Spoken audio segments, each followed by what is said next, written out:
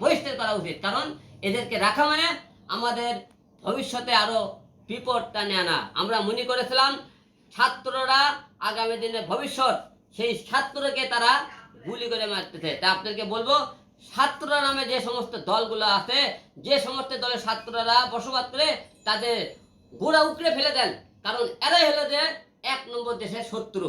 কারণ শত্রু যদি না হবে, তাহলে সেই ছাত্র, সে আমার কথা, সে বাংলাদেশকে তো ভালোবাসে, বাংলাদেশের মানুষকে তো ভালোবাসে, সে যে কোনো দল করুক না কেন, সেই দলের সাথে কোনো সাথ নয়। তাহলে আর কি করলো এই ছাত্র দলগুলো, এই কোটা আন্দোলন, এই ছাত্রদের সাথে আপনার যোগ দেওয়া উচিত ছিল।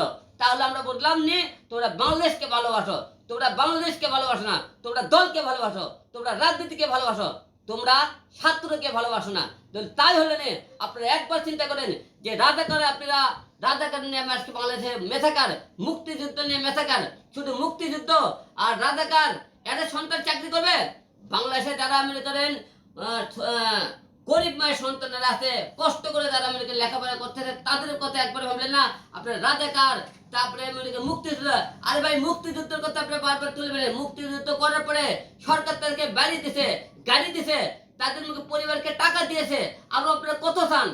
আপনারা যদি সবকিছু চান, তাহলে যারা গরিব মায়েরা লেখাপড়া করে, তাদেরকে মনে করেন সন্তানদের কলেজে পাঠাইছে লেখাপড়া করার জন্য, তাদের কি হবে? আপনারা মুক্তিযুদ্ধের সন্তানেরা শুধু চাকরি চান, আপনারা রাজাকারের সন্তানেরা চাকরি চান, তাহলে আর বাংলাদেশের লোক কি ভাষা আছে বাংলাদেশে?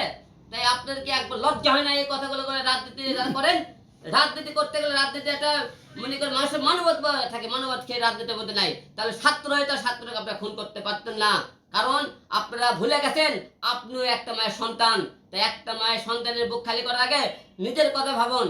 আজকে আপনারা